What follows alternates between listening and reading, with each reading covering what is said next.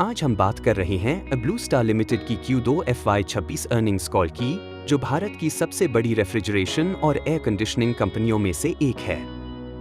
यह तिमाही blue star के लिए आसान नहीं थी, क्योंकि पूरे सीजन में मौसम ने साथ नहीं दिया, जीएसटी दरों में अचानक बदलाव आया और चैनलों में इन्वेंट्री जम गई। इसके बावजूद कंपनी ने मॉडेस्ट ग्रोथ और स्टेबल प्रॉफिट्स के साथ क्वार्टर को बंद किया है। मैनेजमेंट ने कॉल की शुरुआत में सबसे साफ बात कही, यह एक टफ क्वार्टर रहा।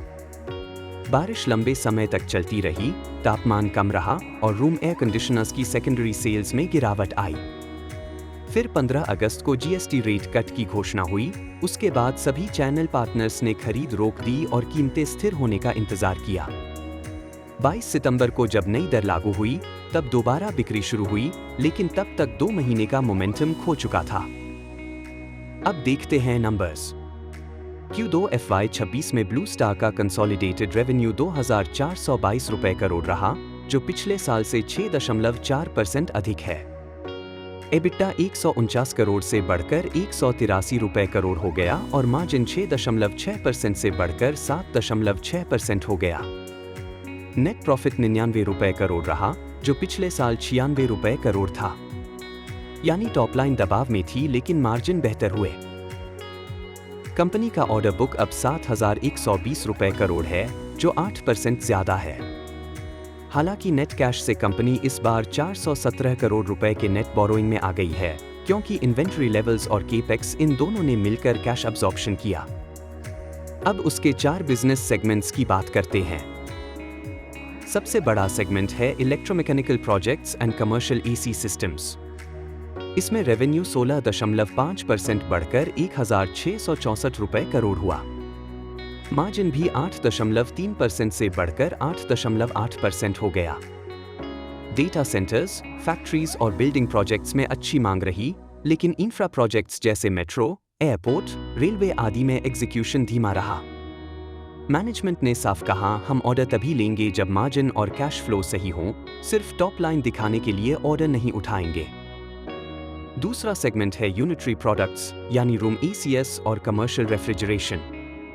यह सबसे ज्यादा इंपैक्टेड रहा। रेवेन्यू 9.5% गिरकर 694 रुपए करोड़ रहा और मार्जिन 7% से गिरकर 6.2% पर आ गए। कंपनी ने बताया कि अभी चैनल में 65 दिन की इन्वेंट्री पड़ी है, जबकि आदर्श रूप से 45 दिन होनी चाहिए। अगर उद्योग के आंकड़े देखें तो पूरी इंडस्ट्री में इन्वेंट्री ब्लू स्टार से भी ज्यादा है। इसलिए आने वाले महीनों में प्राइस प्रेशर रहेगा, लेकिन मैनेजमेंट ने टारगेट रखा है कि फुल ईयर UCP मार्जिन 7% के बीच रहेगा।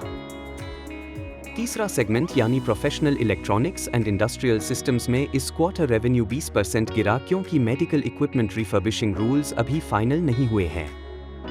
लेकिन industrial systems business double digit CAGR से बढ़ रहा है। अब बात करते हैं सबसे महत्वपूर्ण पार्ट, आगे क्या होगा। मैनेजमेंट ने क्लियरली कहा, यह पूरा साल अब inventory liquidation, working capital control और मार्जिन प्रोटेक्शन पर चलेगा। दिसंबर में एनर्जी लेबल चेंज आएगा, इसलिए सभी ब्रांड्स को पुराने प्रोडक्ट्स क्लियरेंस करने होंगे।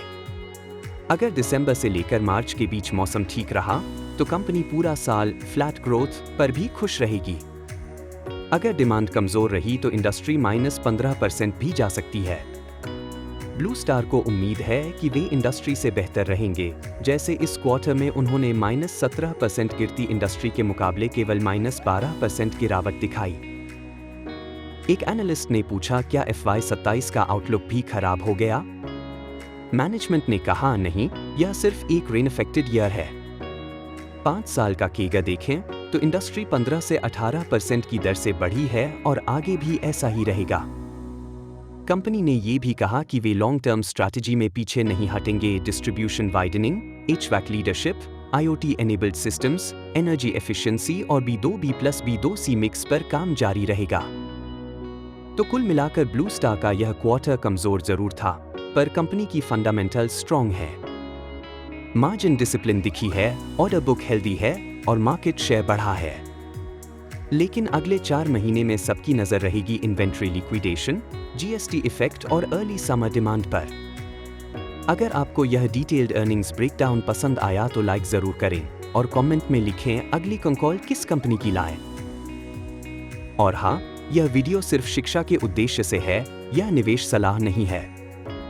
निवेश से पहले SEBI रजिस्टर्ड इन्वेस्टमेंट एडवाइजर से ही सलाह लें।